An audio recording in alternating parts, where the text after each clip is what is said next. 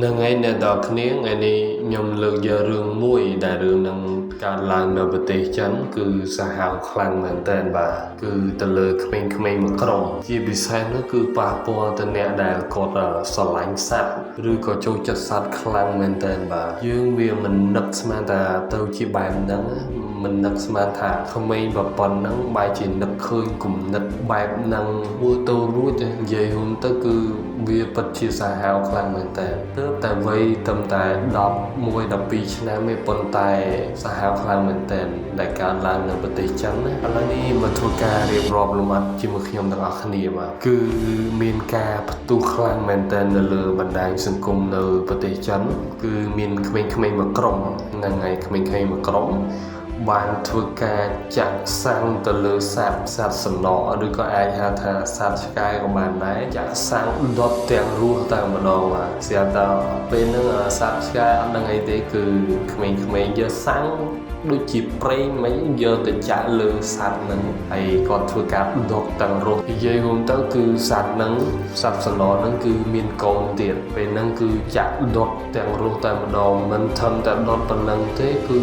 វាសម្រាប់កូនទៀតអ្នកនរគ្នាបើសិនជាបានមើលនៅវីដេអូហ្នឹងប្រកាសជាឃើញគឺសាហាវខ្លាំងមែនតើបាទដុតមេវាទាំងរស់ហើយវាសម្រាប់ទាំងកូននិងដំបងទៀតពោឈាមតាមមាត់តាមច្រមុះនិយាយរួមទៅងាប់ទាំងអស់ហើយធ្វើការថតប្រហោះដែលធ្វើឲ្យផ្ទុះខ្លាំងមែនតើពេញទៅលើបណ្ដាញសង្គម Facebook នឹងមានការ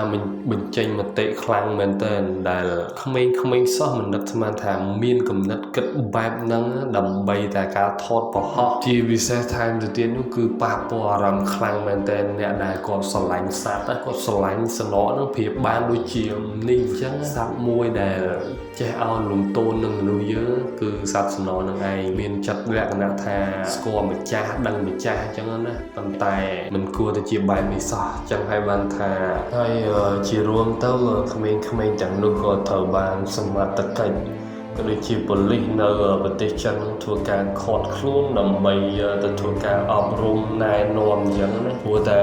ការលេងមួយនេះការលេងសើចមួយនេះគឺមិននឹកស្មានថាក្មេងៗទាំងនោះ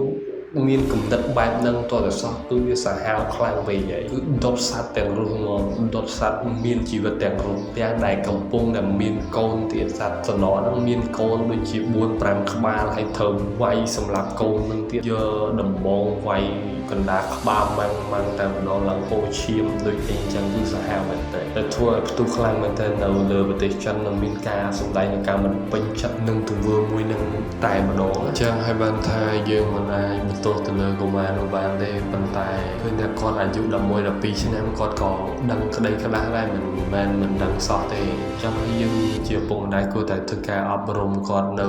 តាមដានលួចមើលសកម្មភាពគាត់ខ្លះមិនមែនបន្ទោសទៅលើឪពុកម្ដាយទេតែនេះជាក់ស្ដែងទៅគឺក៏មិននឹកស្មានថាក្មេងៗនៅឯប្រទេសចិនហ្នឹងមួយក្រុមហ្នឹងមានគំនិតបែបហ្នឹងទៅសោះគឺវាសម្រាប់ឲ្យធ្វើការថតផុសនៅលើបណ្ដាញសង្គមនេះអ្នកគ្នាបើបានមើលវីដេអូហ្នឹងពេញបានថាស្លុតចិត្តខ្លាំងមែនតើដល់អ្នកខ្លះស្ទើរតែស្រក់ទឹកភ្នែកអ្នកខ្លះបញ្ចេញនៅការខមមិនស្ទើរតែស្រក់ទឹកភ្នែកខឹងសម្បាខ្លាំងមែនតើទៅលើក្មេងៗមួយក្រុមនៅឯប្រទេសចិនហ្នឹងតែម្ដង